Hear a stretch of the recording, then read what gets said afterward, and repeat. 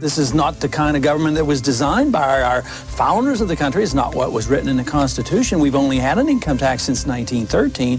But if you want a welfare state, and if you want to police the world and pay for the defense of Japan and Germany, send foreign aid to the Soviet Union, you not only need the income tax, you need the Federal Reserve to print up the money when the deficit is accumulated. So we think the government should be much smaller. During the next decade, the American people will become poorer and less free, while they become more dependent on the government for economic security. This country is in the middle of a recession for a lot of people. Michigan knows about it. Poor people know about it. The middle class knows about it. Wall Street doesn't know about it. Washington, D.C. doesn't know about it. But it's because of the monetary system and the excessive spending. It's no joke. He is America's last true statesman, and he has actually been saying the same thing for the past 30 years about what our federal government needs to do to serve the people. That is, namely, follow the Constitution. The Federal Reserve credit created during the last 8 months has not stimulated economic growth in technology or the industrial section. But a lot of it ended up in the expanding real estate bubble. This too will burst, as all bubbles do. How could it be that you knew this on the banking committee in 2003 and nobody else did until after the collapse? I certainly think it's about the most foolish policy any government could ever follow, and it leads to the Korea Wars, the Vietnam Wars, Marines being killed in Beirut, sailors being killed in the Persian Gulf. If we want to go to war, and if we should go to war, the Congress should declare it. We don't go to war like we did in Vietnam and Korea, because the wars never end. They're building up this case just like we did in Iraq. Build up the war propaganda. There was no Al-Qaeda in Iraq, and they had nuclear weapons, and we had to go in. I'm sure you supported that war as well. Okay. It's time we quit this. It's time. It's trillions of dollars we're spending on these wars. Afghanistan, how quickly would you bring the troops quick home? As the ships could get there. It really says a lot that the politically aware people in the military, those that are paying attention and engaged in the political process, are supporting someone who advocates an immediate withdrawal. I got twice as much as all the other candidates put together on the Republican side, and even more than Obama got, which tells me that those troops want to come home as well, because they know exactly what I'm talking about. My name is Eric Knowles. I'm an Air Force veteran. My name is Jonathan Schaefer. I spent 6 years in the Navy. Hello, my name is Tony Marek. I served in the Army for 8 years. I'm Alex Schlegel. I'm an 8-year Air Force veteran. Hi, my name is John Jones, and I'm a U.S. Air Force veteran. I have a cousin who's in the Marine Corps. He spent 18 months over in Iraq. A war based on a lie.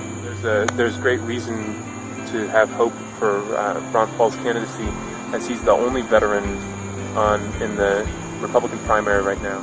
The only representative in Congress that takes his oath to the Constitution and the rule of law seriously. You sign up for the military and you sign the dotted line. You're there to defend America and the Constitution, and Ron Paul is the only person that's been doing that for a while now.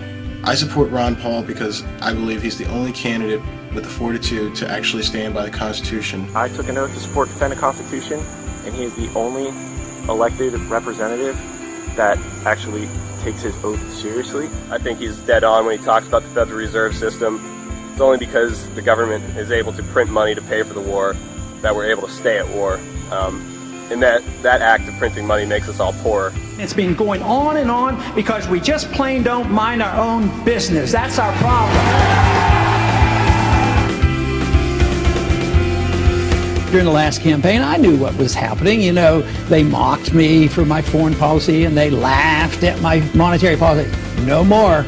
President Obama has 42% of voter support, and Representative Ron Paul, 41%. Wow. I see a fantastic movement at the grassroots. This man brings together people of all races, all socioeconomic backgrounds, all political affiliations, because freedom is truth and truth is power, and we can live and be free in this country if we believe we can.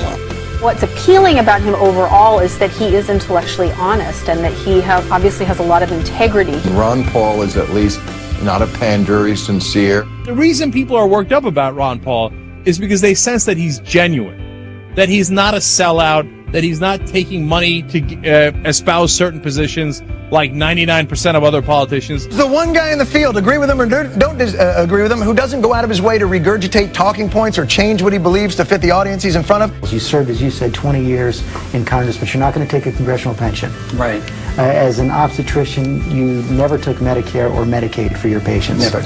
I'm personally endorsing Ron Paul for President of the United States for 2012. Because a lot of stuff he says makes perfect sense. Mainstream is moving in the direction that I have been talking about for a long time. And everything he has said has been truth. And a lot of stuff Obama has said has been lies. I will promise you this, that if we have not gotten our troops out by the time I am president, it is the first thing I will do. I will get our troops home. We will bring an end to this war.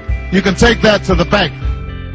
So does that mean you can tell us today that you will not change the 16-month timetable?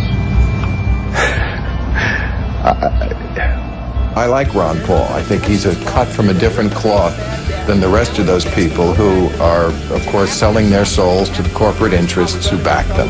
I believe that abortion should be safe and legal in this country. I will preserve and protect a woman's right to choose, and am devoted and dedicated to honoring my word in that regard. I will be a pro-life president. He came to Austin as a Democrat, and then he ran into Karl Rove, and Karl Rove whispered in his ear, he said, look, you're a good-looking guy, your politics are kind of conservative. It was easy for him to make the switch. They represent the status quo. And this is what excites so many people now. They're sick of the status quo. Suddenly, a lot of people who love the country and haven't voted precisely because they feel like it would be an insult to the great history of this country to vote for one or the other criminal are so excited at the prospect that, wait a minute, maybe the country can be saved after all. I do think you should value people who speak from the heart and who tell the truth. And you should also value people who honor the vision of your founders and respect the most sublime constitution devised by human intelligence.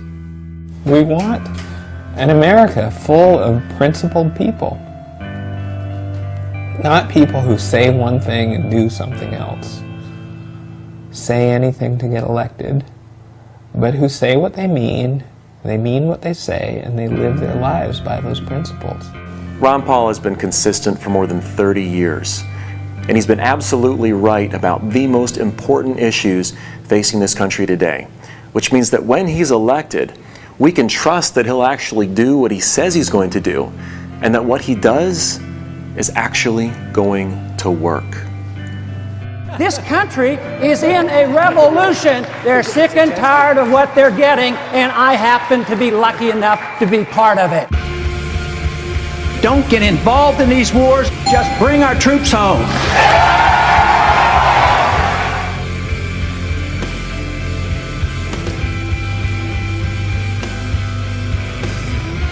There is absolutely never a reason to give up 1 ounce of freedom for the sake of security. It won't work.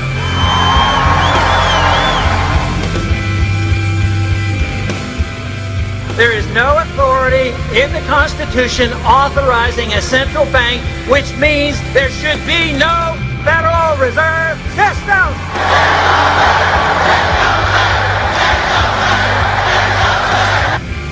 An idea whose time has come cannot be stopped by any army or any government.